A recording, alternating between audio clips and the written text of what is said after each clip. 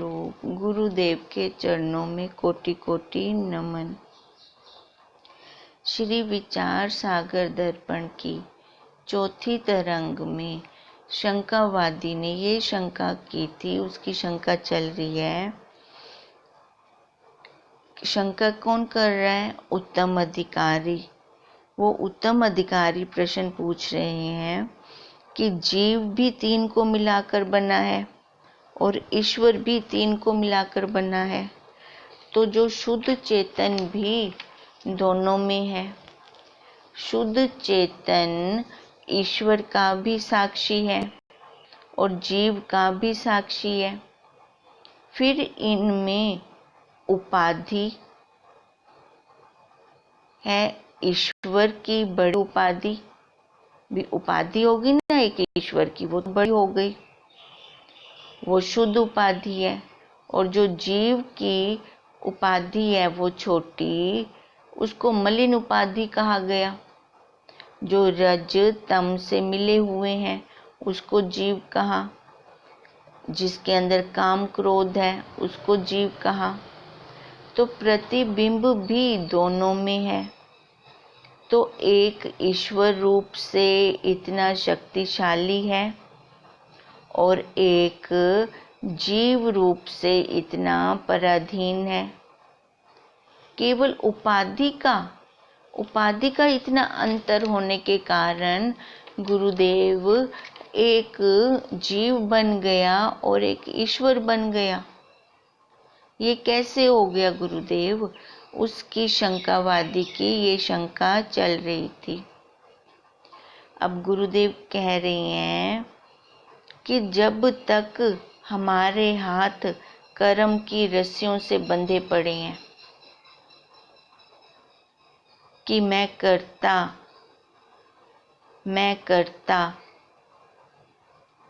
जब तक कर्तापन है, आंखों पर अज्ञान की पट्टी बंधी पड़ी है और अपने में इतनी हिम्मत भी नहीं है कि हम उस पट्टी को खोल लें, खुद अपने आप खोल लें, तो हमें फिर क्या करना होता है? गुरुदेव की शरण जाना होता है। क्योंकि जब ये जीव कैसे बना? ये अज्ञान की पट्टी बंधी है और कर्म की रस्सियां उसको हाथों में बंधी पड़ी हैं। वो खुद को करता कह रहा है, मैं कर रहा हूँ। जब तक ये ऐसा ही चलता रहता है तब तक वो जीव ही रहता है। अगर इस जीव पन्ने से हमें छूटना है तो हमें कहाँ जाना पड़ेगा? गुरुदेव की शरण लेनी पड़ेगी। ये अज्ञान वाली पट्टी तत्वज्ञ गुरुदेव महान विभूति ही खोल सकते हैं और कोई नहीं खोल सकता हमारी। वो आंखों की पट्टी अज्ञान वाली खोलेंगे, कर्मों की जो रस्सी से हमारे हाथ बंधे पड़े थे उनको खोलेंगे, तभी हमें ज्ञान होगा, तभी वो हमें ज्ञान दे सकते हैं। कि अब ज्ञान क्या देंगे? कि यह तेरा शरीर नहीं, तुम इसके साक्षी हो। जो ये शरीर लेके बैठे हो, 5 तत्व का 3 गुणों वाला, तुम इसके साक्षी हो। जब तक हम कर्मों में ही कर्तव्यपन को नहीं छोड़ते, देखो कर्मों के अंदर हम कर्तव्यपन जब तक नहीं छोड़ते तब तक गुरुदेव के महावाक्यों का मनन कैसे चलेगा? ये मनन करके अभ्यास करेंगे। जब तक ये कर्तव्यपन नहीं छोड़ते और महावाक्यों का मनन करके अभ्यास नहीं करते, तब तक ये कर्तापन भोक्तापन अपने स्वरूप में बैठने ही नहीं देता। क्योंकि गुरुदेव के महावाक्य ही हमें इस जंजाल से, इस प्रपंच से छुड़ाते हैं। सत्संग, सत का संग, सत का संग कैसे मिले? जब हमारे पास तत्वज्ञ गुरुदेव का संग हो, उनकी शरण में हम हों, तभी हमें सत का संग मिलेगा। और उनके महावाक्यों का मनन करके फिर हम ये कर्मों की रस्सी को काट सकते हैं। कर्मों के बंधन से, रस्सियों से जो हमारे हाथ बंधे पड़े हैं, वही हम खोल सकते हैं। जब तक ये कर्तापन, भोक्तापन रहता है, हम अपने स्वरूप में बैठ ही नहीं सकते। हम साक्षी हैं। अगर हम अपनी दृढ़ता यहाँ रखते हैं तो हमारे लेन देन जल्दी कट जाते हैं। पहले ये दृढ़ता रखनी पड़ेगी हमें, तभी ये लेन देन तभी खत्म होंगे। ये जो हम शरीर लेके बैठे हैं, कर्मों का शरीर लेके बैठे हैं, क्यों लेके बैठे हैं? किसी को देना है तो किसी से लेना है। लो दो और चलो। जब ये खत्म हो गया लेना देना, जितनी इस शरीर की प्रारब्ध थी लेने देने वाली, जब वो खत्म हो गई तो फिर ये 1 मिनट के लिए भी नहीं रहता। देखो वो त्रिपुटी टूट जाती है। फिर घर वाले इस शरीर को सांभ लेते हैं, उसी दिन या तो अगले दिन इसका संस्कार कर देते हैं, इसको जला देते हैं। अब फिर वैल्यू किसकी है? इस शरीर की, या ये आत्मा के नाते प्रिय लग रहा है? पर हम कैसे उलझ जाते हैं कर्मों में, मोहों में। घर मेरा, बच्चे मेरे, परिवार मेरा, बैंक बैलेंस मेरा, सारा मेरा मेरा करते रहते हैं, जिनको सारी उम्र हम चिपकाते हैं। लास्ट समय में हमारे साथ कौन जाता है और कौन रखता है इस शरीर को? प्रैक्टिकली तो अनुभव है ना हम सबका। तो फिर वैराग्य क्यों नहीं आ रहा? क्यों वैराग्य में इतनी देर लग रही है? क्यों ये घर परिवार सच्चा लग रहा है? ये प्रारब्ध का ताना बाना चल रहा है। हमारी प्रारब्ध थी कि हम इस घर में आए। हमारी प्रारब्ध में यही बच्चे ही लिखे हुए थे, क्योंकि कर्मों का लेन देन इनके साथ था। जिनके साथ कर्मों का लेन देन ज्यादा होता है, वो निकट के संबंधी बन जाते हैं। तो हमें ये दिखाई दे, ये निकट के संबंधी, इनके साथ मेरा कर्मों का भुगतान था, तभी बने हैं ये मेरे। वहाँ पे मोह आसक्ति ना आए, राग द्वेष ना हो। रोज हम अपना पेज खोलें, अपना पेज खोल के देखें उसको, उसके साक्षी बने, उसका दृष्टा बने, तो कर्मों से छूट जाएंगे। ऐसे छूट सकते हैं, ऐसा विचार करके हम कर्मों से। अपने पास और कोई साधन नहीं है इन कर्मों से छूटने के लिए।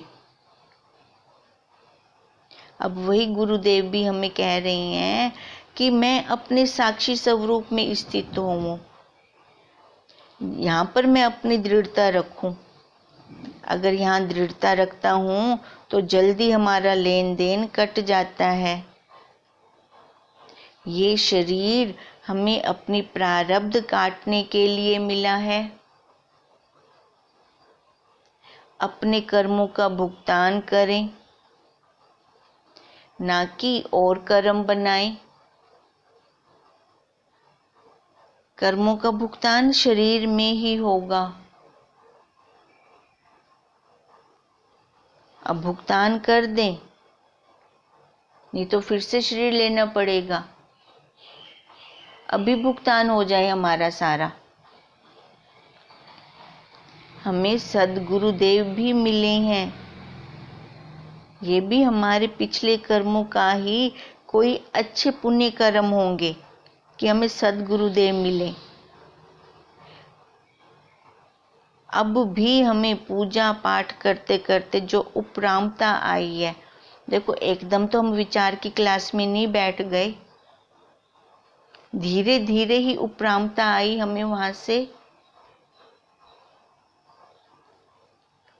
भले वो क्लासें जल्दी जल्दी हमने कवर कर ली,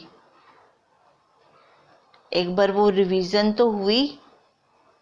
रिवीजन के बाद सीधा ही गुरुदेव ने हमें विचार की क्लास में बिठा दिया है।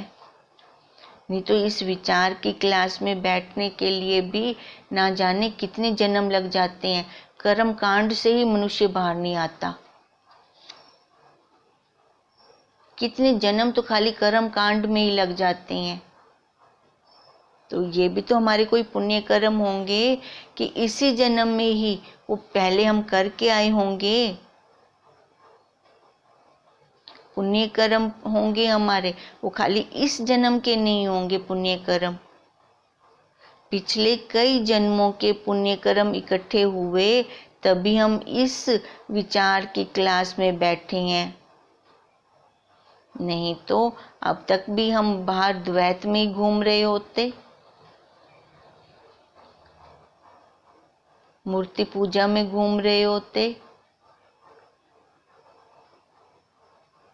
अब गुरुदेव हमें क्या दिखा रहे हैं? अरे तू ब्रह्म है, तू ब्रह्म है। नहीं तो वहां पे हम क्या देखते? वो ईश्वर, मैं भक्त, दो तो फिर भी बना रहता। अब कितनी हेतु की कृपा की है हमें कि हमें इसी जन्म में अपने तत्वज्ञ गुरुदेव मिले और उन्होंने हमें अद्वैत तत्व पर निश्चय करवाया। एक पे निश्चय करवाया। एको आयाम बहुसयाम, वही एक है सबके अंदर। नाना तत्व जितना भी दिखता है उन सब में वही एक का एक है। कैसी उन्होंने हमें ये दृढ़ता करवाई?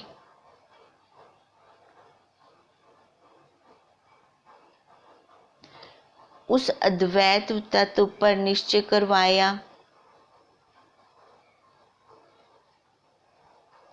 अगर अब भी हम उस अद्वैत तत्व पर निश्चय हम ना कर पाते तो हम उस सत्य स्वरूप आत्मा का अपने आप में साक्षात नहीं कर सकते थे। अब तो हम अनुभव करते हैं उसका। जब हम उसका अनुभव करते हैं तब भी वो पूर्ण का पूर्ण ही मिलता है, चाहे वो अनुभव 5 मिनट का हो या 1 घंटे का हो, वो पूर्ण का पूर्ण ही मिलता है। वो ऐसे नहीं कहते ये 5 मिनट का अनुभव है तो इसमें मैं 5 मिनट जितना थोड़ा सा अधूरा मिलूंगा। अपनी अनुभूति तो वो पूरी करवा जाता है। बाकी हमारे अभ्यास की कमी है, अपने पुरुषार्थ की कमी है। इसलिए शंकावादी ने पूछा कि गुरुदेव, उपाधि में तो थोड़ा सा ही फर्क है, एक मलिन है और एक शुद्ध है। कहते हैं जो मलिन उपाधि, यानी मलिन उपाधि मतलब मलिन अंतःकरण वाला, जो मलिन अंतःकरण पर, जो मलिन अंतःकरण वाला है ना, तो उस पर माया राज करती है। और जो शुद्ध है यानी सत्वगुणी अंतःकरण वाला है वह माया पर राज करता है। इसलिए केवल उपाधि में भेद है। वैसे बाहर ब्रह्म और व्यष्टि में कुटस्थ, इन दोनों की ही एकता है। समष्टि में ब्रह्म और व्यष्टि में कुटस्थ, इनकी ही एकता है। जीव का प्रकाशक, जीव का साक्षी,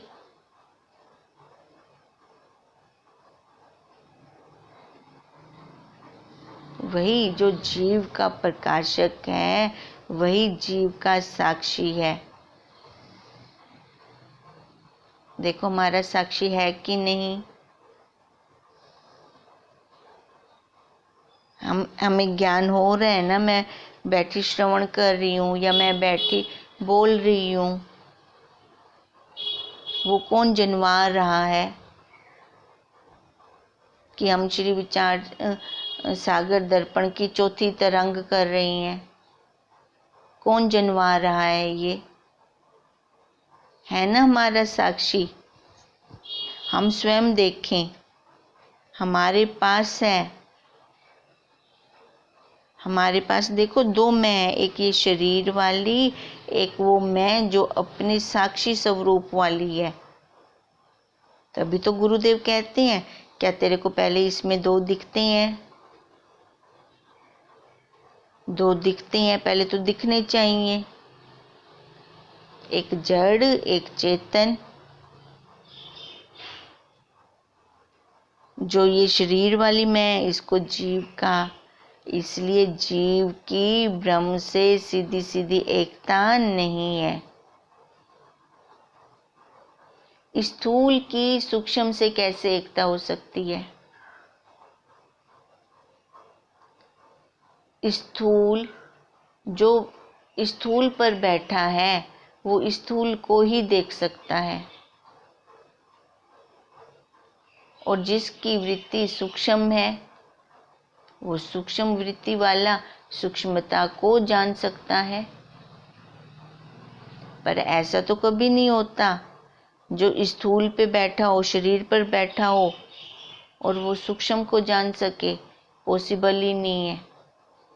उसके लिए सूक्ष्म को जानने के लिए अपनी वृत्ति को भी सूक्ष्म करना पड़ेगा। इसलिए कह रहे हैं गुरुदेव कि जीव की ब्रह्म से सीधी सीधी एकता नहीं है, क्योंकि जीव अपने को ये शरीर वाला कर्ता भोक्ता कर्मों की रस्सी से अपने को बंधा हुआ मान रहा है। इस शरीर को खड़े रहने दो, पर कर्मों से असंग साक्षी हो जाए। ऐसा तो नहीं होगा जब हम कहेंगे मैं अकर्ता हूँ, मैं कुछ नहीं करता, तो ये शरीर हमारा गिर जाएगा। इस शरीर की तो प्रारब्ध है, जब तक इसकी प्रारब्ध चलेगी तब तक ये खड़ा है। पर हम अभी जान लें, क्या मरने के बाद जानेंगे जब ये शरीर नहीं रहेगा? नहीं, जानना है तो अभी जानना है, इसी शरीर रूपी साधन में जानना है। फिर जैसे भाव अब हम बनाएंगे वैसे भाव हमारे साथ जाएंगे। इसलिए कहते हैं गुरुदेव कि इस शरीर को तो खड़े रहने दो, कर्मों से असंग हो जाओ, इसके साक्षी हो जाओ। ये पिंजरा ऐसे का ऐसे ही खड़ा रहे, इसमें सुरंग करके बाहर निकल जाएं। निकल सकते हैं,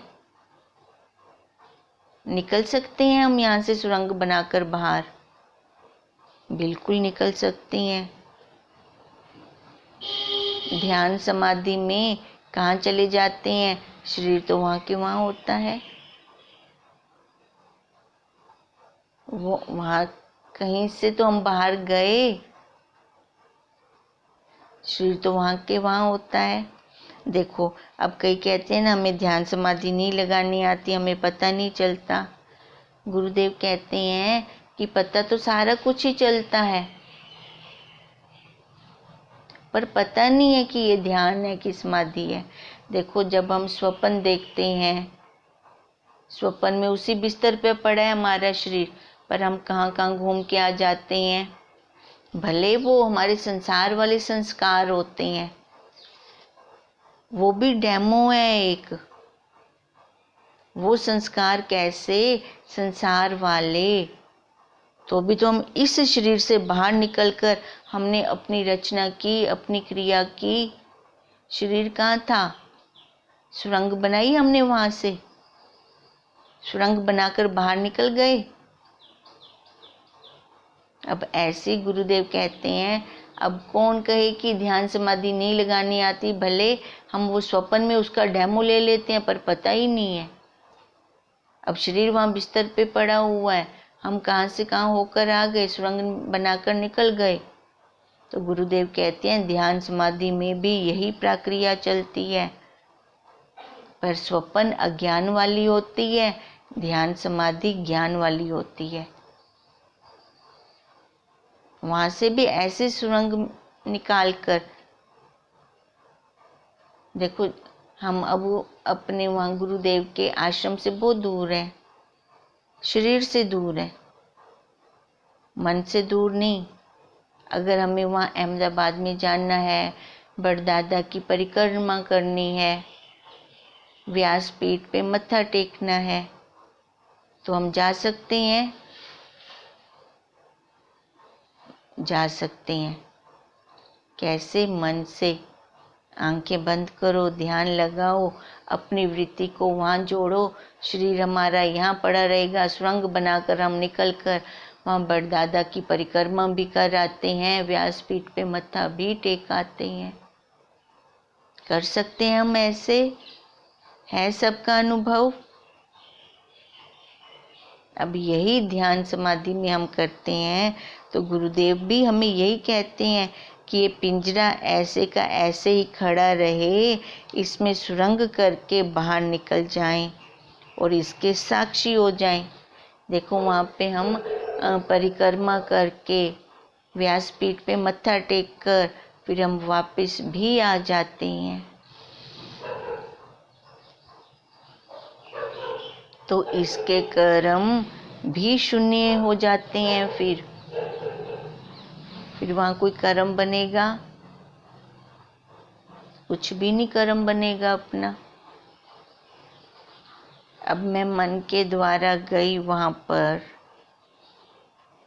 नहीं तो बाय ट्रेन या बाय एयर जैसे भी जाओ, तो साथ में तो कोई होता है, फिर उसके साथ कर्म भी चल जाता है, चाहे अनजाने में ही, हमें पता ही नहीं चलता। अब ऐसे कोई कर्म बने तो इसका मतलब हमें कहाँ दृढ़ता रखनी चाहिए? अपनी सूक्ष्मता पर। कई बार तो मन से भी कर्म बना के आ जाते हैं, हमें पता ही नहीं चलता। गुरुदेव हमें निगरानी रखना सिखा रहे हैं। एक बार करके देखें तो इसका अनुभव होगा हमें।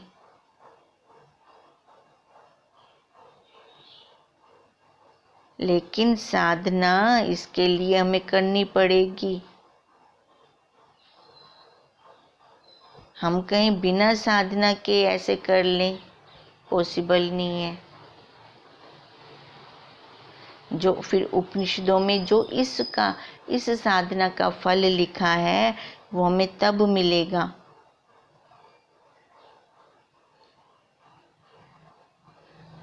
नहीं तो वो हमें फल कैसे मिल सकता है? और इसका फल कैसे है? प्रत्यक्ष, उधारा भी नहीं है, साथ के साथ ही वो अपना अनुभव करवा देता है। इसलिए गुरुदेव कह रहे हैं जीव और ब्रह्म की सीधी एकता नहीं है। जीव साक्षी और इस ईश्वर साक्षी में एकता है।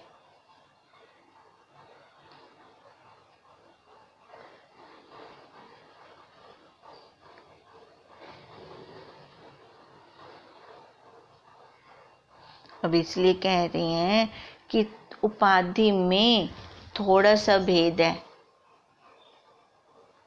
एक राजा बन के बैठ गया और एक रंक बन के बैठ गया। अब जो रंक बना वो कौन है? वो जीव है। और जो राजा बना वो कौन है? वो ईश्वर है। ये सारी कर्मों की लीला।